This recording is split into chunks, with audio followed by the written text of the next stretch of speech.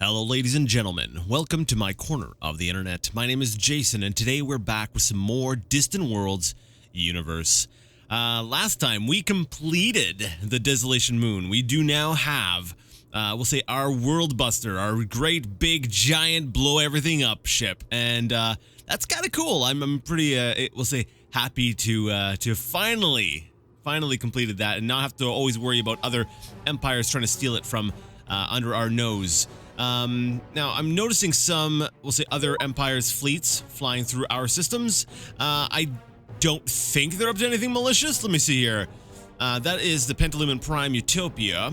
And let's see, are they at war with anyone? Let's go ahead and take a look, just so maybe I can get an idea of what they're up to here. Roto Prime Collective. The Slookins. That makes sense because they have actually a planet over here in one of our systems. So, do I want the Pentalumen Prime Utopia to take this planet? You know, I don't think I'm going to stop them. You know, it's always a little bit unnerving seeing, we'll say, another empire's fleets, you know, moving through your system, but I know that I am not the target. And actually, let's go ahead and take a look at the comparison screen, just because I'm curious. Yeah, I think that extra bit of firepower we got from the Desolation Moon has put us up a little bit higher. However, you know what? If we look at the diplomacy screen, we're probably really hated by most people. Yeah, even our, these are the only people who actually like us. They're delighted. And our reputation has gone down to dubious. And this has happened because, you know, they were sending their own, technically, sort of civilian ships into our area, and we decided to go ahead and blow them up. So right now we have to sort of build our reputation back up. And one of the best ways to do that is by targeting pirates. So, do we want to go pirate hunting? Well, I don't really know what pirates to go ahead and attack. So what I might end up doing is, I'm trying to think, what are some other ways to build up reputation? I don't know. Regardless, it will increase over time, and you know, that'll sort of level out. But in the meantime, I'm a little bit worried because I know some people are just waiting to declare war. Man, this area of space just keeps getting messier and messier.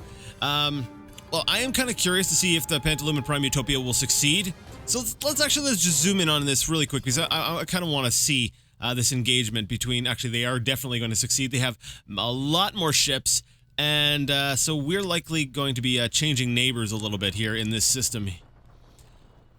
Yeah, because, let's see, we got, what, 29 ships versus 4. And this planet here does not appear to have... Oh, yeah, they're trying to build a defensive base, but that's not going to get done. They don't even have a spaceport above this planet. So, yeah, this planet is totally going to fall within the next, well, few days. We keep using the terms, you know, seconds and minutes and stuff like that, but if we actually look at the clock, you know, this is taking time, or taking place rather over a span of time. They want us to go ahead and retrofit ships and bases. Ultra long range scanner. Yes, I'm going to approve this, but I'm also going to go ahead and make sure that I click on the Desolation Moon fleet. See, there's something queued here.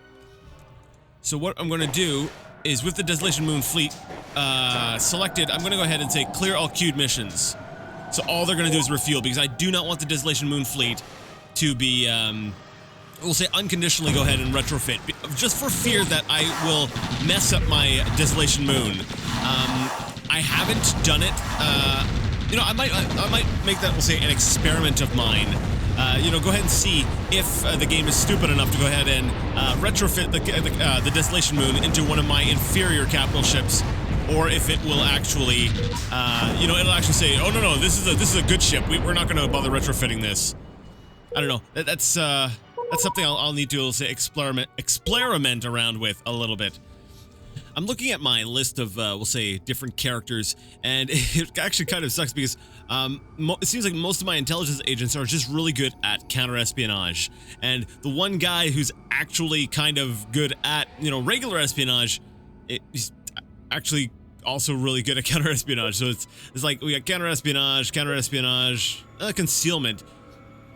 I don't know if I want to even try using that, because basically concealment is good for if you want to put them under sort of deep cover. You know, you want to go ahead and sort of infiltrate an entire an entire empire. Like, for example, let's go ahead and let's take a look at the Nexilian Union. And let's say deep cover. And we give him a year to complete. You know, it's very low chance of success. And he's going to get caught. So I don't want to do that. So it's better for me to just go ahead and put counterintelligence for him, because right now he's, like I said, he's kind of useless.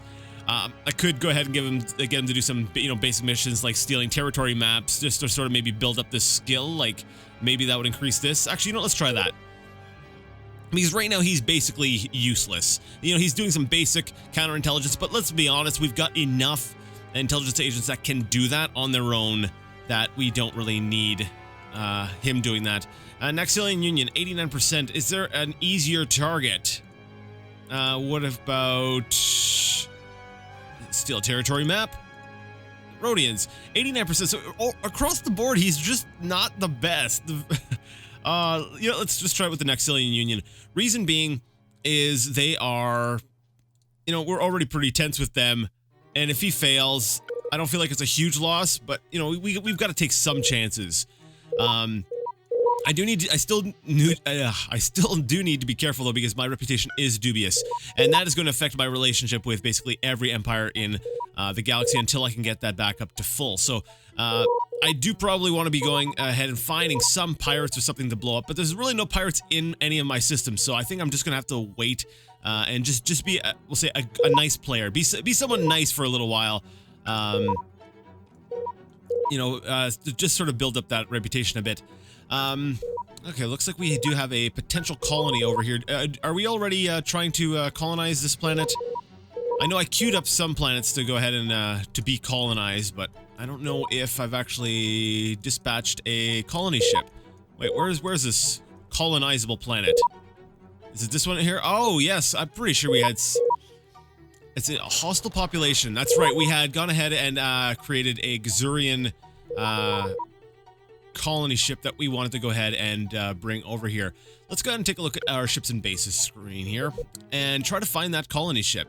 We want to find one that is loaded up with Gazurians so that we can go ahead and try and...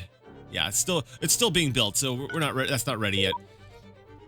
Now, I had been thinking about Distant Worlds a little bit. I've been actually... it's like I had a bit of a lull where I was like, okay, dear goodness, this is dragging on for a while. But then I decided, you know, I had my laptop the other day, and I was like, you know what, I'm going to play a little bit of this on my own. So I started a whole new game. And it's amazing, you know, when you're not trying to talk and trying to, you know, we'll say discuss things with people, when you can just sort of sit there in silence and make some observations of your own, you know, the things that you can come up with. And one thing that really sort of struck me, I'm like, when you compare this game to other 4X or, you know, strategy games, is how... I want to say more fluid it is. In a lot of, we'll say strategy games, they tend to be very rigid. They're like a board game. You know, these are the rules. You do this, you do this, you do this. You know, if you send your ships into someone else's system or anywhere near their system, bam, that's a declaration of war. Not in Distant Worlds universe. In Distant Worlds, basically... You can do whatever you want. You don't need to declare war or do anything to be able to cross over into someone's border. All that's going to happen is that it will impact your reputation, because, you know, people are going to see you as not respecting boundaries and stuff like that. So it allows you to kind of have a little bit more flexibility with how you deal with things. It's not like the diplomacy screen just dictates what you can do. It's like the diplomacy is just there to show how the different factions are going to react to you. And I like that a lot better than how a lot of other 4X games handle that. And that allows me to, you know, put units into their territory and sort of scout them out. You know, I can, if I wanted to, I could go ahead and maybe pick like one of these stars and go ahead and build a base back here. And yeah, actually, I could go ahead and build try to build something up within their territory. And you know, it has those possibilities to go ahead and do those kinds of things that you can't do in most other strategy games, or well, say 4X games rather. Strategy games as well. Treaty proposed. They probably want to be released from subjugation. Yeah, they're asking for release from subjugation. They're cautious with us. You know what? Let's go ahead and let's give them a gift. Here, wow, 181,000. Here, guys. They're still cautious with us, but I think they're probably a lot happier with us than they were. I don't know. Is it worth it to keep them under subjugation? How much am I making from that deal? Let me see. If we look under the Empire summary screen, annual expenses. What about annual income? Tribute from others. We're making about 100,000 a year from the Gazurians. I just had to pay them off with about 200,000. But the reason that this is actually the second time they've asked me, and the reason that they're sort of asking, I suspect, is because of my reputation. Okay, now we're up to satisfactory. It's a red satisfactory, so we're not on the green side just yet, but we're getting up there. So hopefully, you know, as our reputation gets better, they'll start to feel a little bit more at ease, and they'll be okay with, you know, hanging out with our empire and paying us tribute. Okay, I am a little bit confused here.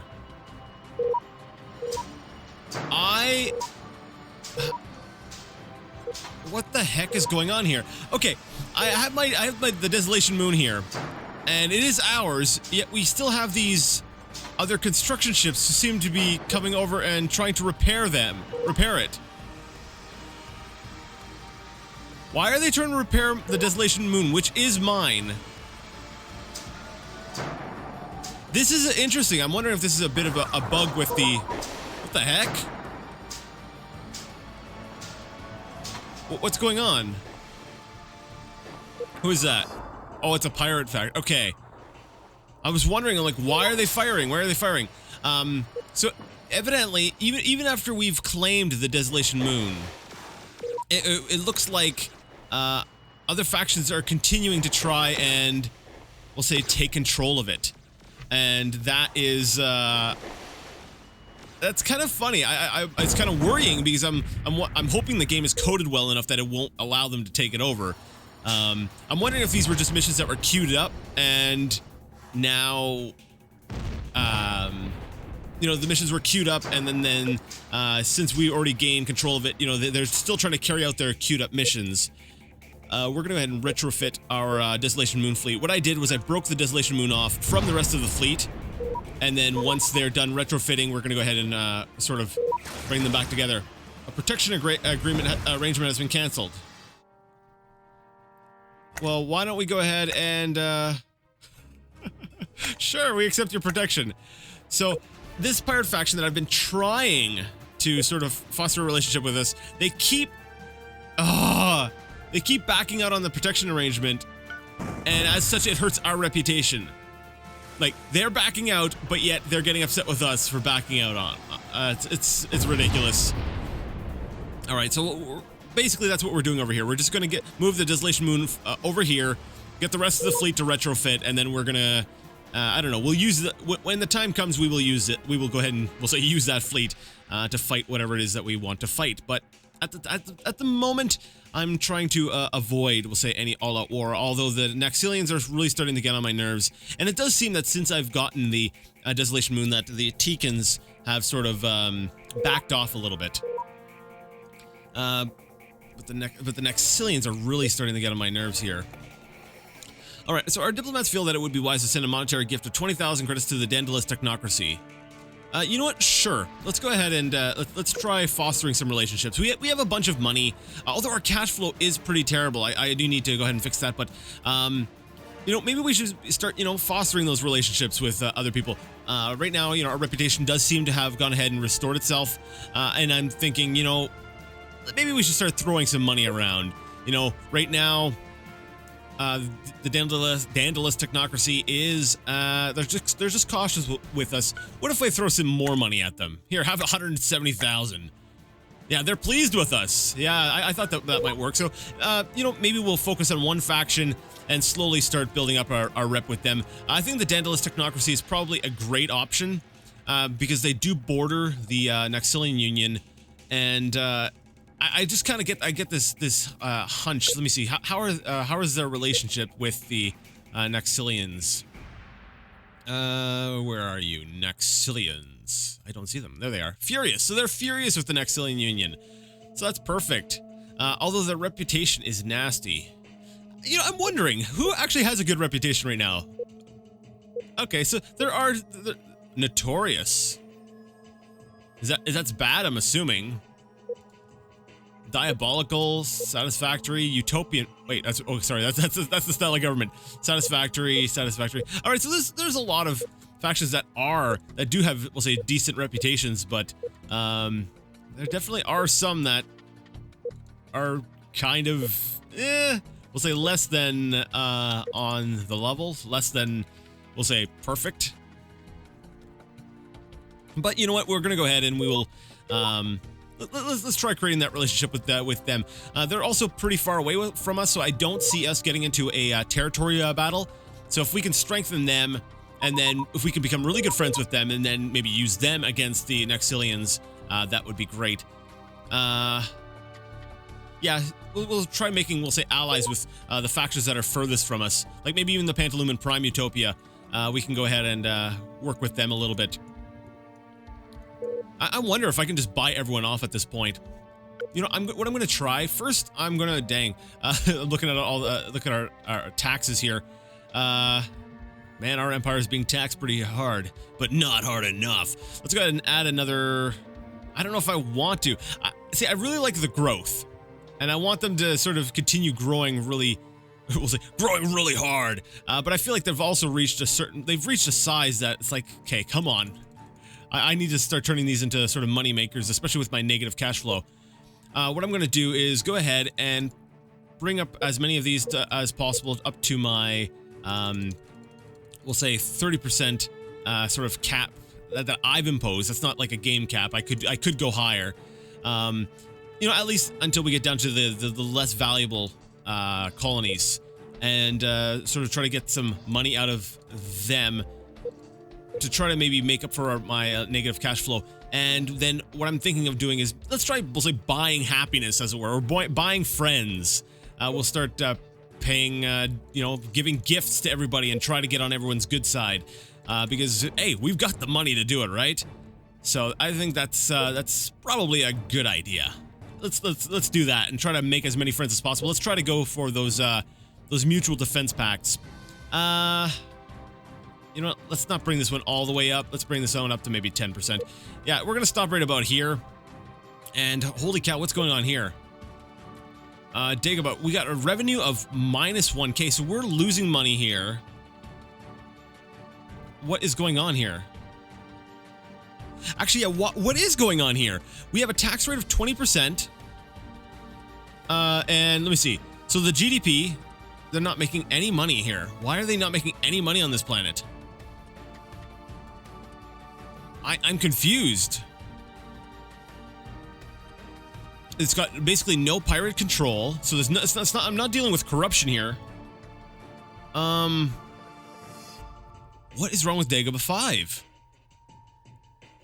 Let's go to the colony. Let's zoom in on this here. Okay, so I'm trying to figure out what is wrong here with this this colony. We've got. Okay, so we have 4% corruption, but it's got a GDP of basically we're losing money on this planet. Why are we losing money on this planet? Is it because of the quality? I should be able to make some money off of it, though. Let me see. Quality and size. Those are probably two different factors that are, we'll say, playing a role. But if we look at, let's say, quality, let's look at some of our worst planets here. Oh, interesting. So, every planet that I've got that has got a quality less than 50% does not seem to be making me money despite the population size. Interesting. So, is it... I think it has to do with the quality of the planet. Okay, I learned something today. I should have known this, but I should have learned this. I should have known this. So basically, it would appear that any population less or any quality less than 50% is just basically a drain on your planet. And these planets are basically just good for, we'll say, strategic value, but not really for, we'll say, money in any way. Huh. So basically, I should just not be taxing these planets at all because it won't do anything. Let's try something. Let's try removing all tax letting these planets max out, and then we will. This one's already maxed out, and it's making no money. Oh wow, Nembin Junction 1. Quality 40%. Yeah, I wonder why it's not making us any money. Okay, that is it didn't occur to me. I figured, the income would be garbage, but I didn't think it would actually be like a negative. So yeah, we don't make any money from any quality below 50. 51%, we're good. These guys are gonna make us they're maxed out, so we might as well tax them. But they're only making 2K. So it's like, what am I taxing? Their GDP is 2K. If I tax them on that, I'm not gonna make any money from them. I might as well just leave that. Yeah, I just might as well just leave that. Okay. You know what? Because what I had done typically was tax based on value, but I don't think that that's a good way to play anymore. That's what I used to do, but I think maybe it's a little bit wiser to keep an eye on, we'll say, the revenue, the total revenue of the planet before you start factoring in how much you're going to be taxing them.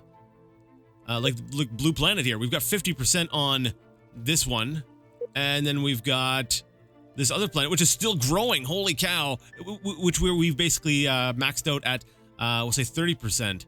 Why? Why isn't it the other way around? When this one here is clearly worth like double. Look at this; it's worth double what the Blue Planet is monetarily. So I'm thinking, you know what? Maybe we should start reversing those. So let's like maybe put 35% here and bring this down to like 45 for the Blue Planet. That's, yeah, and then we'll start maybe, actually, you know what? Screw it. Look at the happiness on this planet. Let's bring that right up to 40. And then maybe we can lower the Blue Planet down to 40? Yeah. Because that is a lot. Let's see what that does for our cash flow. That's going to have some sort of impact. But wow, I'm actually surprised that I never picked up on this before. Interesting. Okay, so let me take a look at some of the surrounding planets here. Like, for example, this one here is 81%. That's great. We should totally take this planet over if ever we come into, we'll say, direct conflict with the Nexilians. 58%. Maybe it's not worth taking. So maybe this is even, we'll say, dang, I just thought about this. I'm like, this kind of puts a whole new spin on what planets are maybe worth capturing and which ones I might as well just bombard from orbit. But then again, bombarding from orbit is not generally a good thing. So maybe I should capture the planets and then just ship everyone off world. We'll just abandon these planets because they're more of just drains. Then again, they don't cost us a lot of money. Like, we were losing 2K. Like I suppose that could add up over time. Like at least these zeros are breaking even. So really, we're only losing like 4K a year on these planets. And what does that provide us though? Let's see. Cargo, it's a place to store cargo and it's another construction yard. I love this. I'm always learning more. The more I dig into this game, the more I learn about it and the more just more fun it becomes.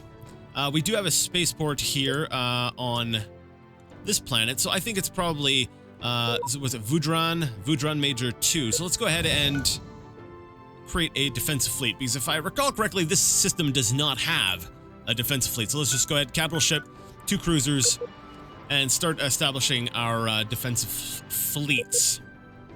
Because I know we colonized a few new planets, and well, they're not really defended. I've been thinking a little bit. I've been funding these pirates, and I get upset when they cancel the arrangement and then they go hostile with us again. But you know what?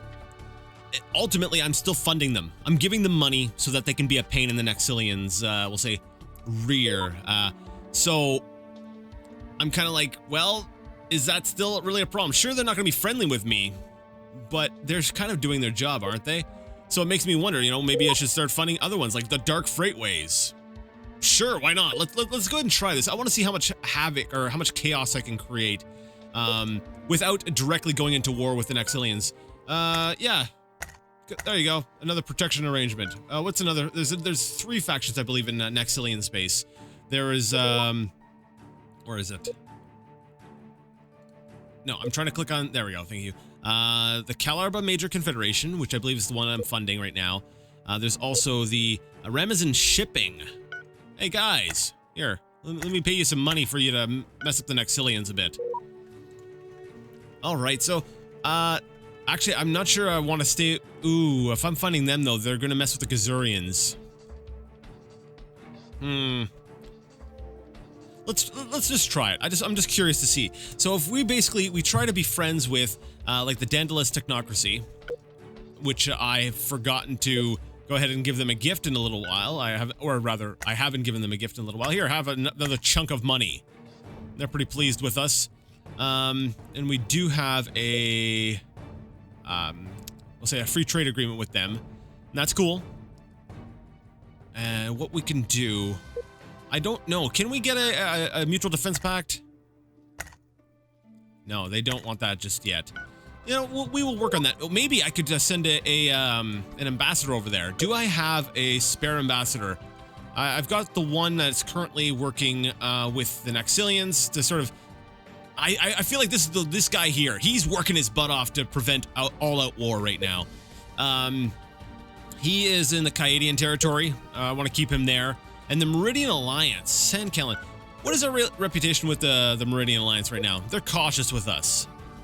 You know what? I have a feeling if we were to just sort of give them some money, they would probably, yeah, they're going to be fine with us. Let's go ahead and send Mr. San Kalen over to the Daedalus Technocracy.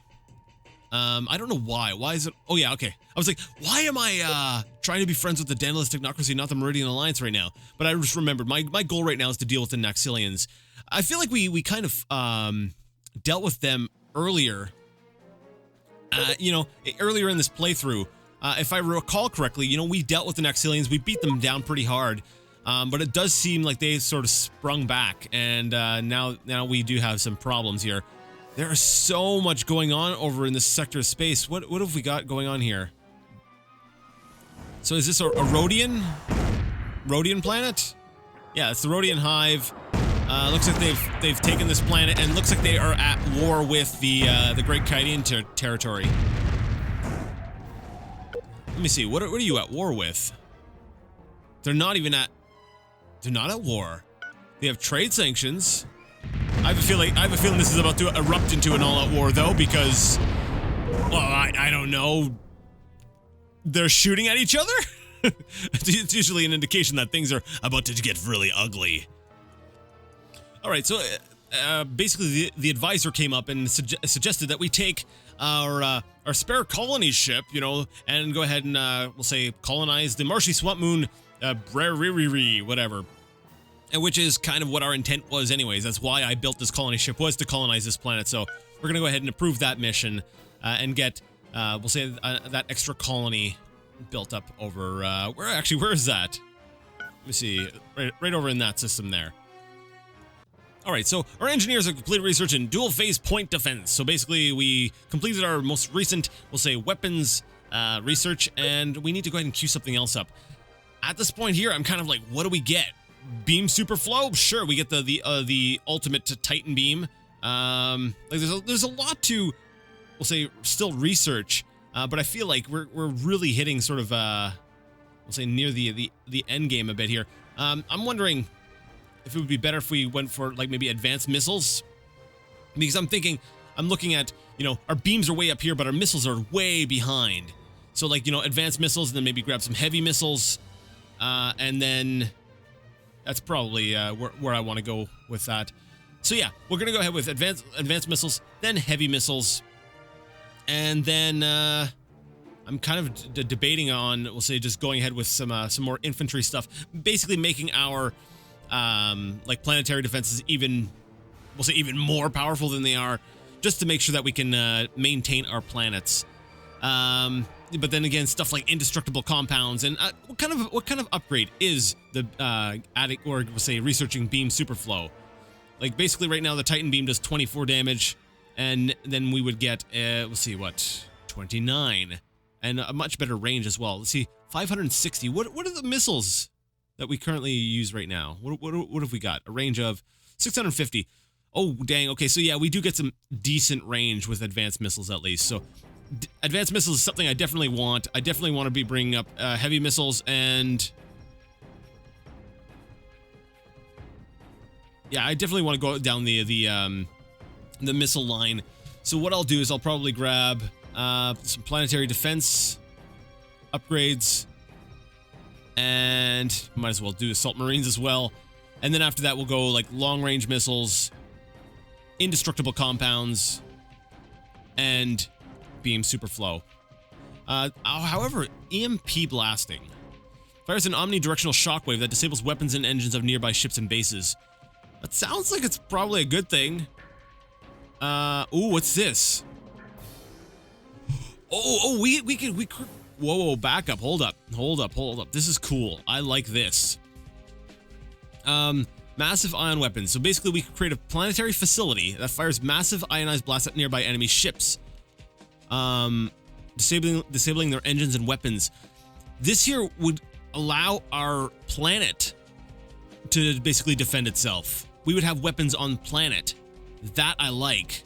Are there any other options like that? You know, EMP blasting and massive ion weapons. That's something I'm going to definitely go ahead and grab. So we're going to cancel long-range missiles. All right, so I've got to figure it out. So for the first thing we're going to go ahead and grab is the advanced missiles. Then after that, maybe heavy missiles. And after that, did I go ahead and pick the... No, I didn't pick EMP blasting next after that. All right. There we go. Then it's going to be EMP blasting, then massive ion weapons, and then we're going to go ahead and grab some of our more infantry-related, we'll say, things. Multi-layer planetary defense, integrated installations, and assault marines. Basically, what these do is basically makes our planetary defenders that much more, we'll say, effective. So that's cool. We're going to go ahead and sort of set that up. That's kind of cool because we also have planetary shields, if I'm remembering correctly. Which, actually, I believe I built one planetary shield facility on, was it the blue planet? And that basically prevents the planet from being bombarded. Yeah, I do have it right here. So if we go ahead to the blue planet and we look at the facilities that this planet does have, where is it? Planetary shield. And basically that's an annual maintenance of 2,000 credits, but that allows us to basically not be bombarded. The blue planet cannot be bombarded. However, its defensive bases are woefully, we'll say, out of date. So they need to be upgraded. Which actually reminds me, this is no longer, we'll say, the most wealthy planet in our empire. But I don't think I want to switch the capital from here. I'm fine with Bilgreth Minor 3 being a regional capital. But I do feel like we should probably protect it using maybe, where is it? Let's go ahead and create a planetary shield on the Bilgreth Minor 3. I think we should do that for, say, maybe any planet that has at least a, let's say, 500. I think that's probably a good we'll say guideline. Anything that has the revenue of about 500k at least, we'll go ahead and build a planetary shield. The goal is eventually to have every one of our planets be completely indestructible, basically be impenetrable. But you know that'll come in time. You know, we've only got so much money. Now, since we did go ahead and get that the new technology, you know, the advisors are saying, you know, retrofit ships and bases. You know what? No, I'm good. We don't need to go ahead and do a mass retrofit with that right now. Oh wait, I'm an idiot. I was thinking that those were like rail guns, but that's a point defense weapon if I recall correctly. So that's the kind of thing that shoots down, yeah, right here, the Terminator autocannon. So that basically fires at fighters and... No, not missiles? Oh. Okay, I thought that also dealt with missiles. I think it does. Even though it doesn't say it, that it does it here, I'm pretty sure that it does deal with missiles, so... we're not going to bother retrofitting right now, though. We will wait until the next the next research advancement occurs, which I could go ahead and speed along a little bit. Let me see. What is our... We're working on advanced missiles. How much would it cost for crash research? Basically, 900,000, basically. Yeah, let's go ahead and crash research that to get those advanced missiles a little bit quicker. And then we will go ahead and retrofit our ships. All right, and our planetary shields have been completed on those 3 planets, and our cash flow continues to show this. It's like I'm unsure exactly what I should be doing here. You know, I've already sort of taxed a lot of my, basically my empire as hard as I really want to / can, and I really don't want to push it any further. Like if we look at Basteni Major 1, for instance, we're seeing that there's a little bit of discontentment there. They're a little bit unhappy, so it's like I need to be laying off the taxes just a little bit on them. Let me see. There we go. You know, we'll give them a bit of a buffer. We'll lower their taxes down to, we'll say, 28%. But, you know, we do see that. And, you know, now considering, we'll say, the quality, because before I was like, oh, yeah, cool, I'll be making tons of money on a lot of my planets. But I was working, it was a falsehood. You know, there was some incorrect information going on, we'll say, in my brain. So, you know, I don't have as much reserve revenue that I can tap into as I thought I did. And that's a bit of a problem. I do need to start getting some, we'll say, higher quality planets. You know, stuff like this one here that the Nexialians went and sort of stole right from under my nose, which is kind of annoying, just a little bit. So I do need to, let me see if oh, not the colony screen. Let's go ahead and look at the expansion planner. And I want to see if there is any, there's really nothing here. If we look at low quality colonies, that's really not what we want. We want something that's pretty decent. Yeah, these are not going to, these are not going to help us at all. So at this point here, it's kind of like, okay, how can we make best use of the resources we have? And at this point here, I feel like it's time to start. Oh, cool. He's actually gotten a little bit of experience. Both of our intelligence agents, we'll get to them in a bit. You know, it's time to actually start looking at where our excess spending is, and I suspect this area here, our research is basically way overfunded. So I am out of time for today, but what I'm gonna do next time is I think I'm gonna spend a lot of time trying to, we'll say, cut back on excess spending and try to, say, maximize we'll say how much money I have and how much I'm using, because I've run out of planets to colonize without, we'll say, going out, we'll say, just declaring war. So I feel like at this point in the game, the expansion is over. At this point here, it's all about the, you know, if we're following, we'll say, the 4X sort of formula, it's all about the exploitation and extermination. So we will need to start playing a little bit more smart here. You know, I could go ahead and start declaring war, but, you know, a lot of the factions have, you know, they've joined into these kind of, you know, mutual defense packs. Actually, those are not mutual defense packs. Those are, what are those? Pirate protection. What the heck? Oh, protectorate. Okay, sorry. Protectorate. But they do still have some allies. And, you know, we will try to work, you know, intelligence agents will try to work with pirates to sort of weaken them. And then maybe eventually, you know, the tensions will rise and we will go into all-out war. But, you know, we're at the point where I feel like we're kind of having to, let's say, play smart now. Now it's no longer about just, you know, the resources have reached their finite limit of what we've been able to reach. And now it's about, we'll say, taking it from others. So that'll be interesting going forward. So anyways, if you like the video, you like the content, and you would like to see more of it, go ahead and give the video a thumbs up. If you didn't like it, go ahead and leave it a thumbs down. Either way, let me know what you thought in the comment section. And until next time, I would like to ask you all to game on.